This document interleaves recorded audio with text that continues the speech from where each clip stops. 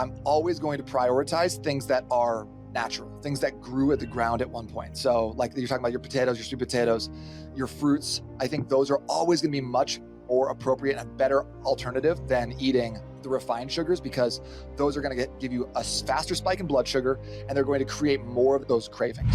I have a question around this, Nate, around carbohydrates, because there is this like terrible stigma with carbs in our society. It's like no carbs, low carbs, but then there's some carbs that are actually really good. Like what you're saying is if it's used the right way, intelligently.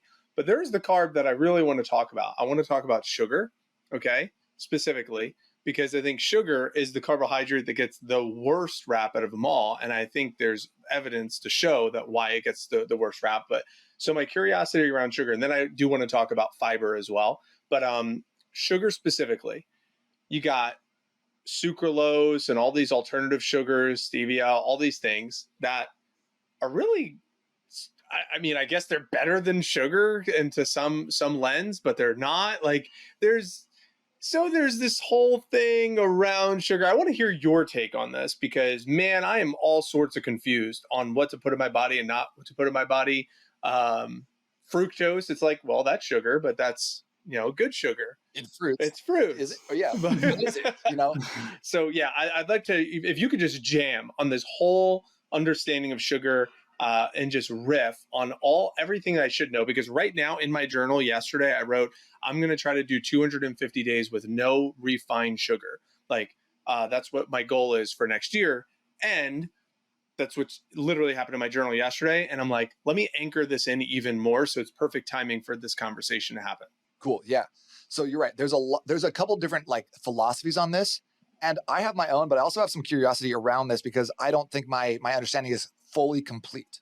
Okay. So first of all, most carbohydrates break down into sugar, right? So whether you're having a sweet potato or a white potato or white bread or a donut or Captain Crunch, whatever it is, it breaks down in your body into glucose and then glycogen. So your body processes it down to this form of glycogen. So whether it's high fructose corn syrup or fructose from fruit, it processes it down into glycogen. So at the cellular level, it's all about the same.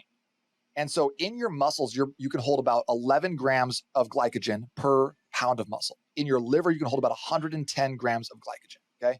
So the method that I like to talk about is called glycogen priming. So basically it's like all day long, you empty out your glycogen stores in your body, and then at nighttime you can refill them. So that way none of that's going towards stored fat. So with this method, like ostensibly, you could eat a potato, or you could have 2 slices of toast, or you could have a big bowl of Cinnamon Toast Crunch. And they're all going to give you similar results.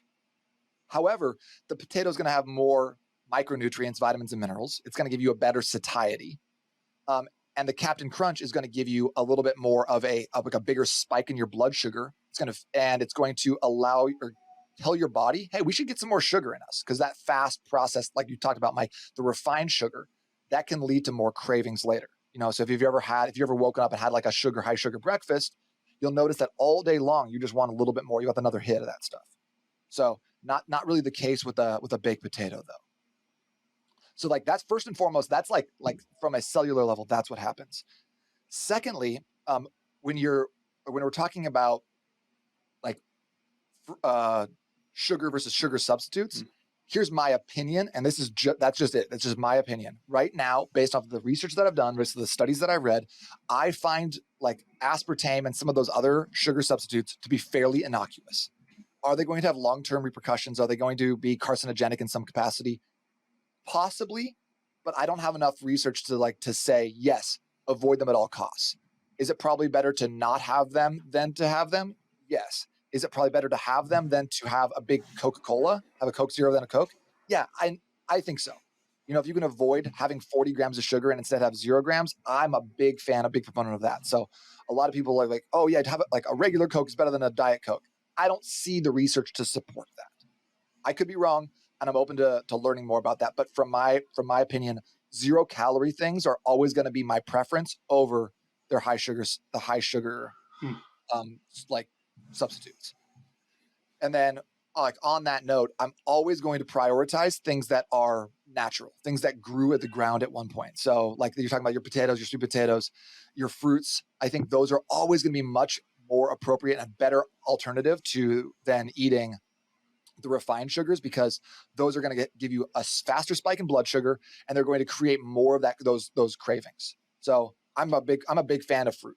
So I eat a lot of fruit at dinner. I've been eating like primarily like a meat and fruits diet, just because A, I like both those things, and B, I just wanted to see what it feels like, and I feel great all the time. So that's Yeah. did I miss a No, piece? that's great, because ultimately you're speaking to what my hypothesis is like, if I loaded up my fridge with like honeydew, watermelon, grapes, these really sugary fruits to offset my desire to eat there's literally chocolate chip cookies. We had a friend give us chocolate chip cookies on the counter right now, and I've been tempted to eat them, and I have, but I've also, because I'm surrounded with watermelon, honeydew, and grapes, I'm like, let me eat these first, and if I still am not satiated, then I'll go for the cookies. And oftentimes, oftentimes in the last 3 days since I've had the cookies, I haven't ate as many cookies, because those cookies would have been long gone if I didn't have the grapes and the watermelon and honeydew around me. But so this is good. And I just love to it. clarify, just for any listener,